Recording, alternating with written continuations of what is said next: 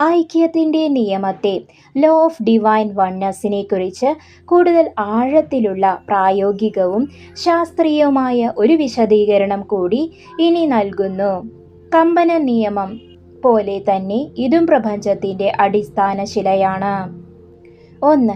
ശാസ്ത്രീയമായ ആഴം, quantum എൻടാങ്കിൾമെന്റ്.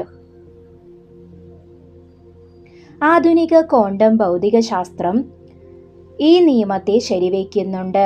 Quantum എൻടാങ്കിൾമെന്റ് എന്ന പ്രതിഭാസം അനുസരിച്ച് ഒരു കാലത്ത് പരസ്പരം ബന്ധപ്പെട്ടിരുന്ന രണ്ട് കണങ്ങൾ, പാർട്ടിക്കിൾസ്, പ്രപഞ്ചത്തിൻ്റെ രണ്ട് കോണുകളിലായാൽ പോലും ഒന്നിനുണ്ടാകുന്ന മാറ്റം മറ്റൊന്നിനെ ഉടനടി ബാധിക്കും.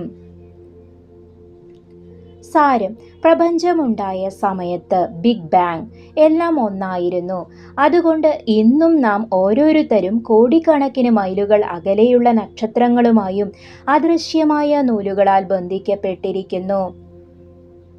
നിന്റെ ഒരു ചെറിയ ചിന്ത പോലും പ്രപഞ്ചത്തിൻ്റെ ഊർജഘടനയിൽ മാറ്റമുണ്ടാക്കുന്നു.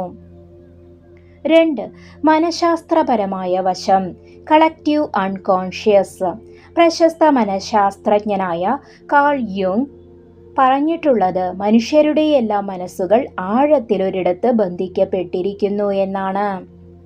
ഉദാഹരണം: നീ ഒരാളെക്കുറിച്ച് തീവ്രമായി ചിന്തിക്കുമ്പോൾ പെട്ടെന്ന് അയാളുടെ ഫോൺ വരുന്നത് നീ ശ്രദ്ധിച്ചിട്ടുണ്ടാകും. ഇത് യാദൃശ്ചികമല്ല, മറിച്ച് നമ്മളെല്ലാവരും ഒരേ മനോതലത്തിൽ, യൂണിവേഴ്സൽ മൈൻഡ്, ഒന്നായതുകൊണ്ടാണ്. നിന്റെ സമാധാനം ലോകത്തിൻ്റെ സമാധാനത്തിൻ്റെ ഭാഗമാണ്. 3. ആയുർവേദവും പ്രകൃതിയും. Ayurvedic connection. യഥാ ബ്രഹ്മാണ്ടേ തഥാ പിണ്ഡാണ്ടേ. അതായത് പ്രപഞ്ചത്തിലുള്ളതെല്ലാം നിന്റെ ശരീരത്തിലുമുണ്ട്. പഞ്ചഭൂതങ്ങൾ. സാരം: സൂര്യൻ നിന്റെ കണ്ണിൻ്റെ കാഴ്ചയായും വായു നിന്റെ ശ്വാസമായും ജലം നിന്റെ രക്തമായും നിലകൊള്ളുന്നു.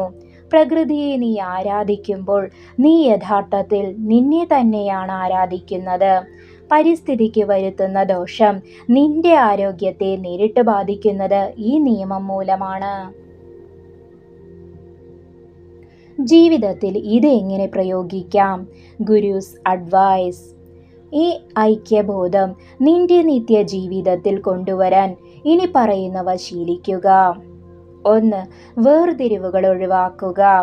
ഇത് എൻ്റെ മതം, ഇത് നിന്റെ മതം, ഞാൻ ഉയർന്നവൻ, അവൻ താഴ്ന്നവൻ തുടങ്ങിയ ചിന്തകൾ ഐക്യത്തിൻ്റെ നിയമത്തിന് വിരുദ്ധമാണ്. എല്ലാവരിലും ഒരേ ചൈതന്യത്തെ കാണാൻ ശ്രമിക്കുക. 2. നിസ്വാർത്ഥ സേവനം, സേവ. നിന്റെ പ്രവൃത്തികൾ അഥവാ പദ്ധതികൾ വെറും ലാഭത്തിന് വേണ്ടിയാകാതെ സമൂഹത്തിൻ്റെയും പ്രകൃതിയുടെയും നന്മയ്ക്കായിരിക്കണം. മറ്റുള്ളവർക്ക് നീ നൽകുന്ന സൗകര്യം നിനക്ക് തന്നെ തിരികെ ലഭിക്കുന്ന പുണ്യമായി മാറും. 3. ക്ഷമ ശീലിക്കുക. ഒരാൾ നിന്നോട് തെറ്റ് ചെയ്താൽ അയാൾ അജ്ഞത കൊണ്ട് സ്വന്തം ശരീരത്തിൻ്റെ ഭാഗമായ നിന്നോട് തന്നെയാണല്ലോ അത് ചെയ്തത് എന്ന് കരുതി ക്ഷമിക്കുക. ഇത് നിന്റെ ആന്തരിക സമാധാനം വർദ്ധിപ്പിക്കും. ഉപനിഷത്ത് സത്യം. ഈശാവാസ്യ ഉപനിഷത്തിലെ ആദ്യ വരികൾ തന്നെ ഇതാണ്. ഈശാവാസ്യമിദം സർവം യത് കിഞ്ച ജഗത്യാം ജഗത്. ഈ പ്രപഞ്ചത്തിൽ കാണപ്പെടുന്ന ചലനാത്മകമായ സർവ്വതും ഈശ്വരനാൽ നിറയപ്പെട്ടിരിക്കുന്നു. അതായത് ഭഗവാൻ വേറെയും സൃഷ്ടി വേറെയുമല്ല. സ്വർണവും ആഭരണവും പോലെയാണത്. രൂപം മാറിയാലും അടിസ്ഥാനം സ്വർണം തന്നെയാണ്.